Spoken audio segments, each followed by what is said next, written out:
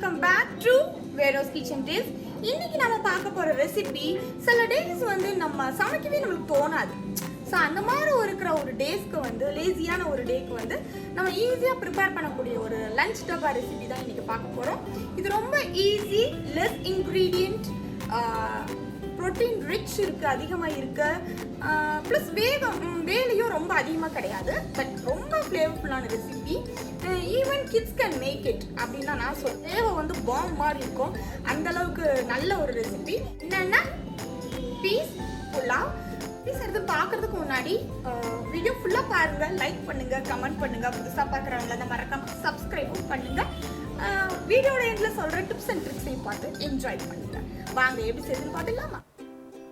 இப்போ ஒரு குக்கரில் அடுப்பில் வச்சுட்டு ஒரு 2 டேபிள் ஸ்பூன் ஆயில் ஊற்றிக்கலாம். அப்புறம் ஒரு 2 டேபிள் ஸ்பூன் கீ போட்டுக்கலாம். நீங்கள் கீக்கு பதிலாக பட்டர் கூட யூஸ் பண்ணிக்கலாம். இது கூட ஒரு 2 பே லீஃப், அப்புறம் கொஞ்சம் 2 ஏலக்காய், இப்போ 2 டேபிள் ஸ்பூன் வந்து இஞ்சி பூண்டு விழுது போடுறேன்.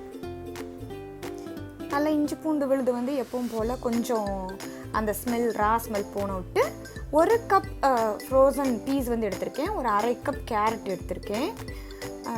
நான் வந்து பீஸ் கூட கொஞ்சம் கேரட் போட்டால் கொஞ்சம் கலர்ஃபுல்லாக இருக்கும். அதுவும் இல்லாமல் என் பொண்ணுக்கு ரொம்ப பிடிக்கும் கேரட், அதனால் போட்டிருக்கேன். நீங்கள் ஃப்ரோசனுக்கு பதிலாக ஃப்ரெஷ்ஷான பீஸும் யூஸ் பண்ணிக்கலாம். சால்ட் அப்புறம் கரம் மசாலா மட்டும்தான் ஆட் பண்ணுறோம். வேறு மல்லித்தூள், மிளகாத்தூள் எதுவுமே கிடையாது. இந்த கரம் மசாலாவும் இந்த இஞ்சி பூண்டு விழுதும் அந்த மின்ட்டு கூட சேரும்போது ஒரு தனி ஃப்ளேவர் கொடுக்கும். நீங்கள் இந்த மசாலா மட்டும் போட்டு செஞ்சு பாருங்கள். மின்ட் லீவ்ஸ் வந்து மட்டும்தான் போடுறோம், மல்லித்தலையும் போடுறது கிடையாது இதுக்கு. பாருங்கள், ஒரு 2 கப் பாஸ்மதி அரிசி வந்து ஒரு 30 நிமிஷம் ஊற வச்சு எடுத்திருக்கேன். அதையும் இது கூட ஆட் பண்ணுறேன். 2 கப்புக்கு 2 கப் தண்ணி ஊற்றுறேன். 2 கப் அரிசிக்கு 2 கப் தண்ணி ஊற்றிட்டு ரொம்ப கிண்டி விடாமல் ஜஸ்ட் ஒரு மிக்ஸ் கொடுத்துட்டு மேலே வந்து கொஞ்சமாக எகெயின் புதினா தலை கொஞ்சமாக வச்சுட்டு ஒரு 1/2 டீஸ்பூன் அளவுக்கு வந்து நெய், மேலே வந்து நெய் வைக்கும்போது அந்த குக்கரில் வெந்து அப்படியே அந்த இது வரும்போது ஒரு நல்ல ஒரு ஃப்ளேவர் கொடுக்கும். அதுக்காக தான் மேலே ஒரு கொஞ்சமாக நெய் விடுறோம். இதை வந்து லாக் பண்ணி ஒரு மீடியம்லேருந்து ஹை ஹீட்டுக்கு வந்து 2 விசில் தான் வைக்க போகிறோம். பாஸ்மதிக்கு வந்து 2 விசில்லே அழகாக வெந்துடும். பார்க்கலாம், நமக்கு 2 விசில் வரப்போகுது. 2வது எனக்கு வந்துருச்சு. இப்போ ஸ்டவ் ஆஃப் பண்ணி ப்ரெஷர் போகிற வரைக்கும் நம்ம வெயிட் பண்ணலாம். இப்போ நம்மளுக்கு ப்ரெஷர் போயிடுச்சு. ஓப்பன் பண்ணி பார்க்கலாம். பாருங்கள், நம்மளோட க்ரீன் பீஸ் புலாவ் ரொம்ப சீக்கிரமாக கம்மி இன்க்ரீடியண்ட்டில் வந்து ரெடி ஆகிடுச்சு. நீங்கள் வந்து க்ரீன் பீஸ் மட்டும் நம்ம ஃப்ரோஸ் பண்ணி வச்சிட்டிங்கன்னா ஈஸியாக டக்குன்னு நீங்கள் இந்த லஞ்ச் டப்பா ஈஸியாக கட்டலாம்.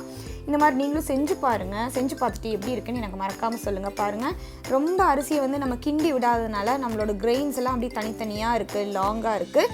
இந்த பாசுமதி அரிசியை வந்து பர்ஃபெக்டாக குக் பண்ணுறக்கு என்னெல்லாம் டிப்ஸ் அப்படிங்கிறத வந்து எண்டிங்கில் சொல்லியிருக்கேன். நீங்களும் பாருங்கள். நான் இன்றைக்கி வந்து கேபேஜோட லீவ்ஸில் வந்து இன்றைக்கி அழகாக சர்வ் பண்ணி காட்டுறேன். ஸோ டிப்ஸ் அண்ட் ட்ரிக்ஸையும் பார்த்துட்டு நீங்களும் இதே மாதிரி செய்யுங்க. செஞ்சு பார்த்துட்டு எப்படி இருக்குன்னு எனக்கு மறக்காமல் சொல்லுங்கள். உங்களோட வேலிடேஷன்ஸையும் கமெண்ட்ஸையும் கமெண்ட் செக்ஷனில் மறக்காமல் என்டர் பண்ணுங்கள்.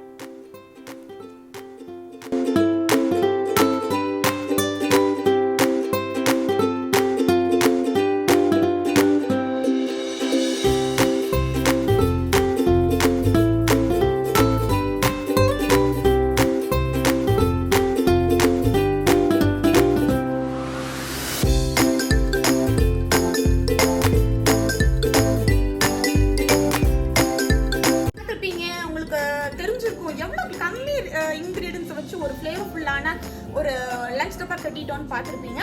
ஸோ பீஸில் வந்து ஆல்ரெடி நம்மளுக்கு நிறைய தெரியும், நிறைய ப்ரோட்டீன்ஸ் இருக்குது. நான் வந்து ஃப்ரோசன் பீஸ் தான் யூஸ் பண்ணேன்.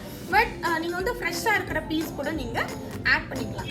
இந்த ரெசிபி, பர்டிகுலர் ரெசிபிக்கு நான் சொல்ல போகிற டிப்ஸ்ன்னு பார்த்தீங்கன்னா அபவுட் பாஸ்மதி ரைஸ். பாஸ்மதி ரைஸை வந்து நிறைய பேருக்கு வர கம்ப்ளைண்ட்ஸ் வந்து எனக்கு பிரேக் ஆகுது, லாங் லென்த்தியாக இல்லை, குழஞ்சு போயிடுது அப்படின்னு தான். ஸோ அதுக்கான டிப்ஸை நான் சொல்ல போகிறேன். டிப் நம்பர் 1 வந்து என்ன பார்த்தீங்கன்னா, கரெக்டாக மணி அடிச்சாப்புல நீங்கள் கரெக்டாக 30 மினிட்ஸ் தான் ஊற வைக்கணும். ஏன்னா சில ரெசிபிக்கு வந்து 20 மினிட்ஸ் சொல்லுவாங்க, சில ரெசிபிக்கு 10 மினிட்ஸ் சொல்லுவாங்க. பட் ஆனால் 30 மினிட்ஸ் ஊற வச்சுட்டு நான் சொல்ல போகிற மீதி 2 டிப்ஸையும் நீங்கள் ஃபாலோ பண்ணீங்கன்னா எந்த ரெசிபிக்கும் பாஸ்மதி ரெசிபி வந்து சூப்பராக வரும்.